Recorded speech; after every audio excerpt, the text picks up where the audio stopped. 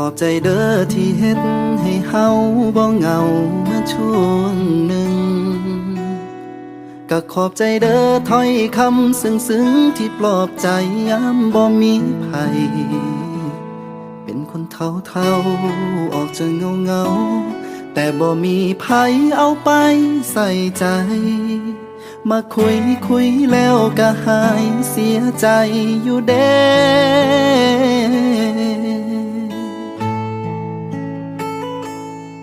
คือถือเทตอนเฮาหูสึกดีแต่เพิ่นไป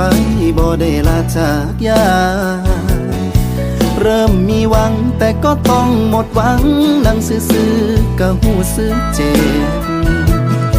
บบ่เคยจำย้อนว่าใจง่ายพอสิหักไผก็ใจอักเสบเขาก็ไปตามสเต็ปแต่เฮาเสือกจริงจังอีหลีขอบใจเด้อที่มาเฮ็ดให้เพ้อคิดว่าเฮาเป็นคนสำคัญแต่ความจริงมันก็พอสำนั้นเฮาก็แค่คนทั่วไปคุยจบก็ลบทิมเขาบ่ได้เสียดายเฮาก็เก็บเอามาปลื้มอ่านไปยิ้มไปขอบใจเด้อที่เฮ็ดให้เฮานั่งให้โดยที่โตบ่ได้คิดหยัง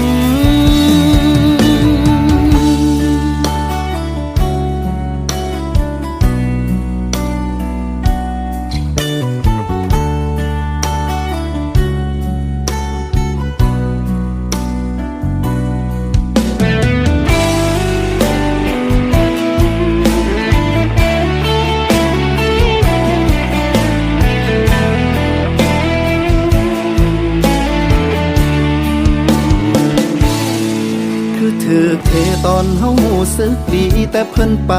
บ่ได้ลาจากยาเริ่มมีหวังแต่ก็ต้องหมดหวังนั่งซื่อๆก็หูสึกเจ็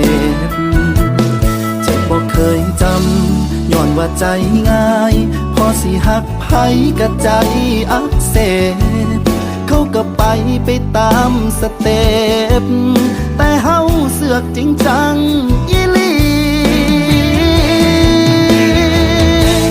ขอบใจเด้อที่มาเฮ็ดให้เพ้อคิดว่าเฮาเป็นคนสำคัญ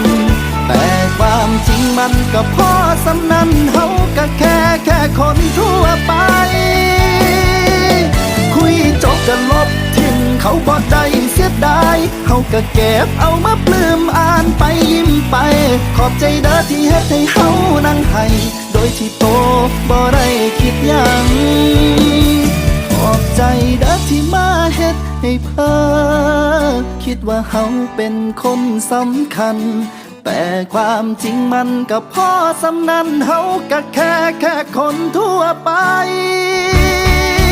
คุยจบก็ลบทิ้งเขาบ่ได้เสียดายเฮาก็เก็บเอามาปลื้มอ่านไปยิ้มไปขอบใจเด้อที่เฮ็ดให้เฮานั่งให้โดยที่โตบ่ได้คิดหยังจังใดก็ขอบใจเด้อ